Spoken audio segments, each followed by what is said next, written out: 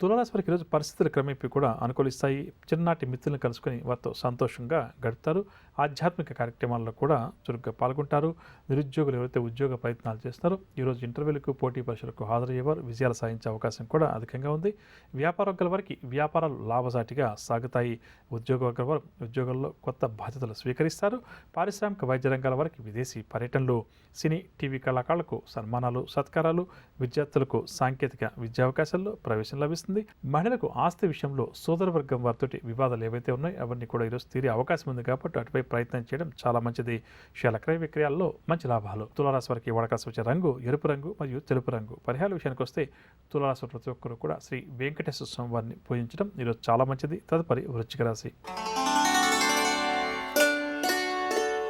వృశ్చిక రాశి వారికి ఆర్థిక ఇబ్బందులు ఎదురవుతాయి. మానసిక ఆందోళన కూడా అధికమవుతుంది. ఆస్తి వివాదాలు కూడా బాగా చుగాకపరుస్తాయి.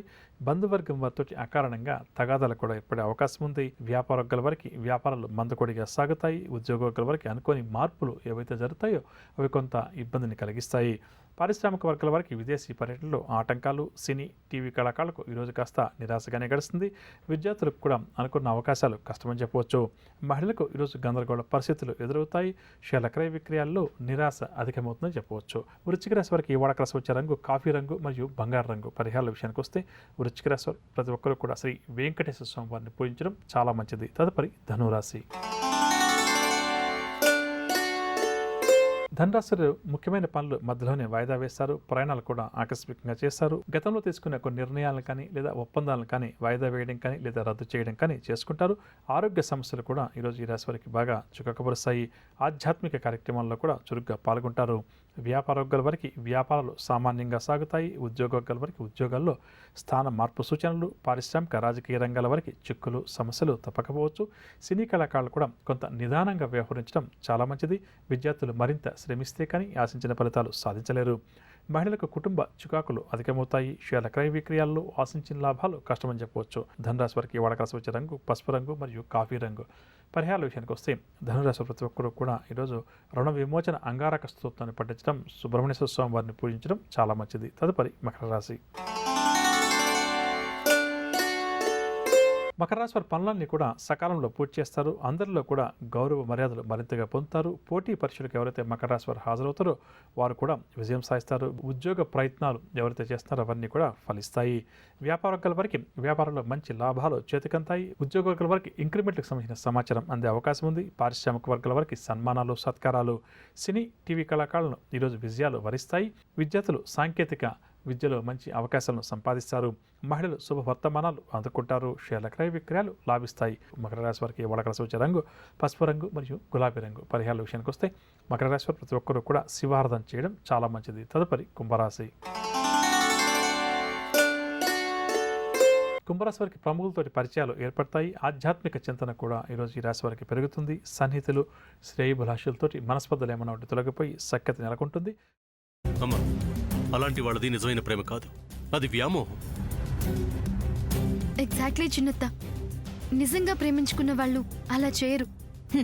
ఎంత మనసు విరిగిపోతే కన్న కూతుర్ని పట్టుకొని మా దృష్టిలో చచ్చిపోయా ఉంటుందా తల్లి?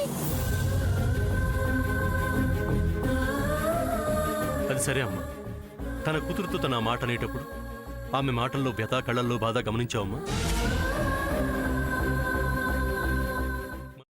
పెద్దబాబుకు బర్త్డే విషెస్ చెప్పు కూడా వెళ్ళాం కదా.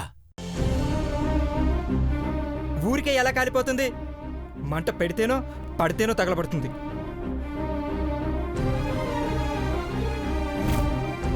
కరెక్ట్ చిన్నబాబు, నీకొచ్చినట్టే నాకు డౌట్ వచ్చింది. పార్వతే షర్టును తగలబెట్టిందనుకుంటా.